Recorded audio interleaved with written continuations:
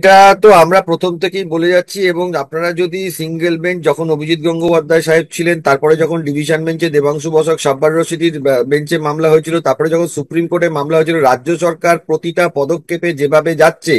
তাতে করে এটা সম্পূর্ণ বোঝা যাচ্ছিল যে তারা টেন্টেড ক্যান্ডিডেটদের বাঁচানোর জন্যই এগোচ্ছে। সুপ্রিম কোর্টের রায়ের 42 নম্বর প্যারাগ্রাফে খুব স্পষ্টত বলা আছে যে রাজ্য সরকার এই টেন্টেড আনটেন্টেড এর যে লিস্টটা বা ইলিগালিটিটা টোটালটা কভার আপ করতে চাইছে, যার জন্য আজকে সবার চাকরি গেছে। এবং এর পরবর্তীকালে যখন এইবারে সেকেন্ড রাউন্ড অফ লিটিগেশন চালু হলো, সেকেন্ড রাউন্ড অফ লিটিগেশনের সময় যখন রাজ্য সরকার এই স্ট্যান্ডটা একদম ক্লিয়ার নিয়ে নিল সিঙ্গেল বেঞ্চ এবং ডিভিশন বেঞ্চে গিয়ে, তখন এবারে সবাই বুঝতে পারলো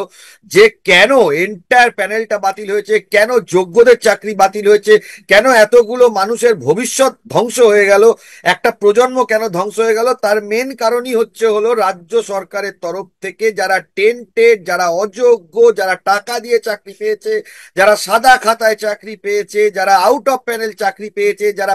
এই ধরনের ক্যাটাগরির যারা ক্যান্ডিডেট আছে, তাদেরকে বাঁচানোর জন্য রাজ্য সরকার লড়াই করছে।